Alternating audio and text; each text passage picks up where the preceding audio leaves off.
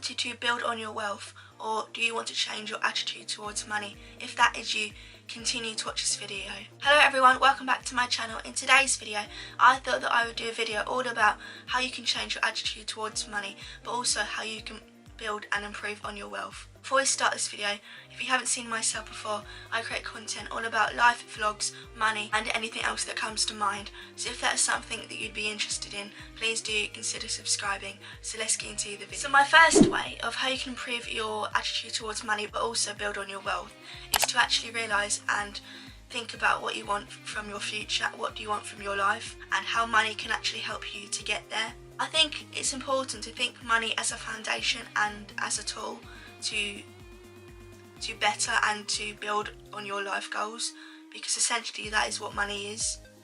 So if you want to build on your wealth and to actually improve your attitude towards money, think of money as a foundation to achieving those goals of yours, because then everything will become a lot more easier to achieve and to understand.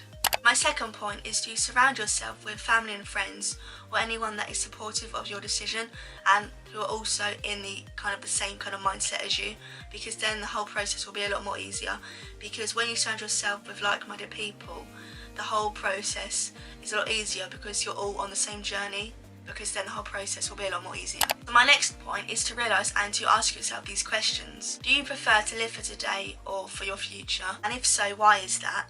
Are you open to discussions about money? Because once you're open about speaking about money, your relationship with money will become a lot more easier and a lot more attainable, and the whole process of having money in your life will become a lot more easier and a lot more freely. So it's important to try and not think of money as a stressful thing, but think of money as a tool and an opportunity.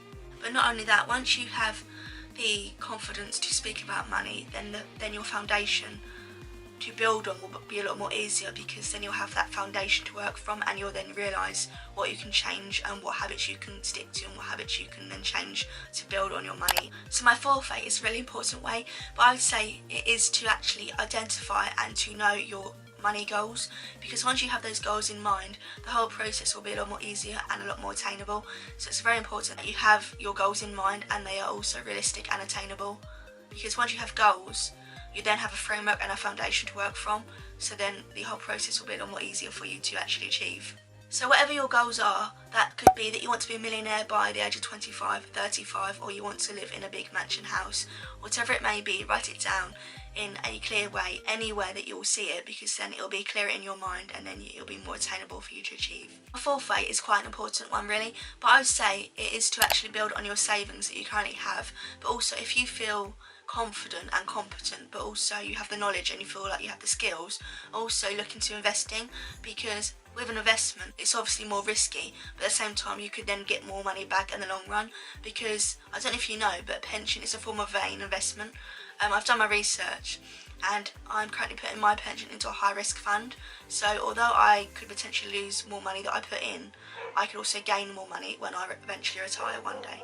So that is why I've wanted to do that, because I now know that long-term investments are better doing high risk, because over the time you have more stipulations and more bumps to override, so then hopefully the actual losses will regain over time. So for long-term investments it's actually easier and probably more advisable to actually do a high risk fund rather than a low risk, because with low risk, if you did it over long periods, you wouldn't really earn much more than you could if you did high risk.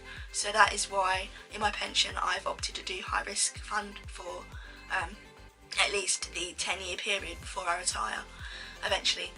But yeah, I would suggest if you feel confident and you have the necessary knowledge, to look into investing, even if it's £1 a month or £1 a day, because that investment could go into something much more greater and much more valuable in your future life. So I suggest, if you can or if you want to, invest in something, because I think you'll thank yourself in the future. If you don't feel comfortable in investing, then even do savings, like put £300, £200, even £10 a month away into savings, because then you'll thank yourself when you may have an emergency, or when after COVID you may want to go on holiday or something like that.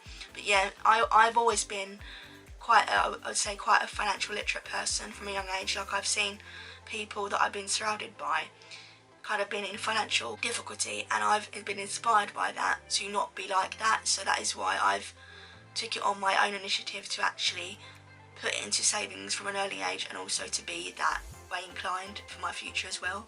So my sixth way is to live within your means or live below your means, because once you have this attitude, it will help you realise what's important in your life. It will also help you build on your wealth, because the excess amount of money that you have left over, you can then put into savings or an investment.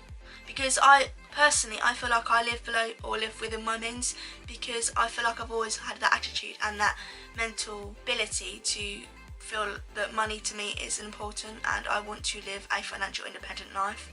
My seventh way is to actually understand your emotion behind money. Like, do you tend to spend when you're sad, when you're happy, when you're angry?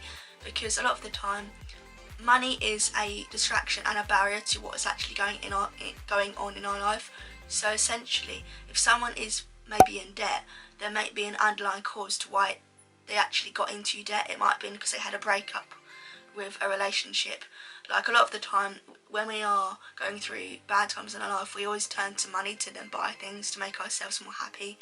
But in reality, that then will spiral and actually curb to actually spending more money, because once you know that you're in debt, you tend to then want to spend more money because you want to forget about that debt. So essentially, money is just a distraction and a barrier to what's actually going on in our lives a lot of the time. So, do you tend to spend more money when you're angry, when you're happy? There must be an underlying and a trigger cause to what actually causes you to spend more money. It's important to actually understand your emotions with money in general as well. The eighth way is to understand your money influences. Now, what I mean by this is anyone in your family, friends, anyone that you've grown up with that you've noticed that actually has a bad or a good habit with money. Because once you realise that, then the whole process will be a lot more easier. Because once you've realised that, then you can improve on those habits or maintain those habits, and then you'll actually have more freedom and a better financial life for the future. So my question to you for number 9 is, do you want to work for money, or do you want money to work for you? In other words, do you want a side hustle? That could be anything from doing YouTube. Now, let's be honest, everyone knows that doing YouTube, if you work hard and you have the right mental attitude, that it could actually become a side hustle. And obviously the reason why I'm doing YouTube is not to earn money. Well, it is eventually, if possible, I'll be honest. But right now, I'm just enjoying doing videos, and that is the sole purpose of why I started YouTube. The good thing about doing a side hustle is that you can actually do it within your normal 9 to 5 regular job. It doesn't have to override your normal standard way of working. It's actually been proven that all rich people actually have 5 or more side hustles, and I think it's actually been proven that with COVID, with the coronavirus, that we can't all rely on one income. I think that more than ever we need to start trying to find extra added incomes and extra side hustles, because when we only have one income to fall back on, if that ever gets lost or you lose your job, then you've got nothing to fall back on. With COVID, a lot of people have actually lost their jobs. If somebody had a side hustle, then they wouldn't be as stuck, because they'd have that extra income, and it may have not been a lot, but it would have been better than having no income at all. The 10th way is to start today by changing your attitude towards money and to build your wealth. Easier than you think if you have the willpower and the right mental attitude, and then your money mindset can change in an instant. So that is the end of this video. If you did enjoy this video, please do remember to like, subscribe and comment, and hopefully I shall see you in my next video. Stay safe. Bye for now.